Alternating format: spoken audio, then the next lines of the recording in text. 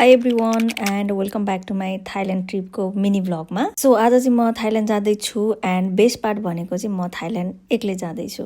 Yeah you heard me right. So मेरो यो थाइल्यान्डको plan चाहिँ आजभन्दा 2 वर्ष अगाडिदेखिकै प्लान थियो होइन, तर त्यो बेलामा साथीहरू मानेको थिएन एन्ड दिस टाइम अल्सो साथीहरू थाइल्यान्ड जान मानेन।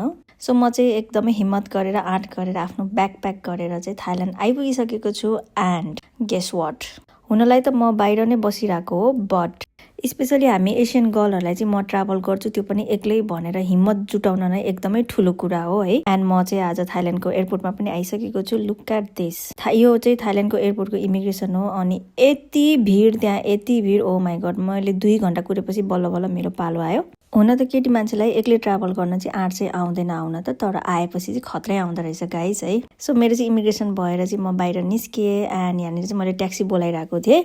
सो थाइल्यान्डमा चाहिँ ग्र्याब भन्ने एप्लिकेसन चल्दो रहेछ, त्यही एप्लिकेसनबाट चाहिँ मैले ट्याक्सी बोलाएर म चाहिँ होटेलतर्फ लागेँ।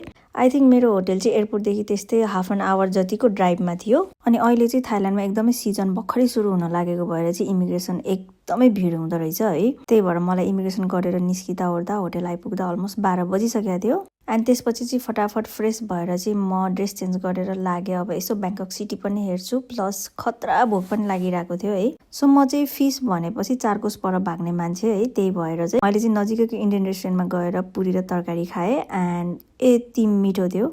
जस मैले चाहिँ थाइल्यान्डमा के पनि नोटिस गरेँ भने त्यहाँनिर यति धेरै नेपाली बर्माबाट हुनुहुँदो रहेछ है। कस्तो खुसी लाग्ने के नेपालीहरू भेट्दा चाहिँ। सो त्यसपछि चाहिँ म मजाले खानासाना खाएर होटेलतर्फ लागेँ। अब भोलिको दिन चाहिँ कस्तो हुन्छ के हुन्छ भनेर I will update you guys है। So thank you so much, by.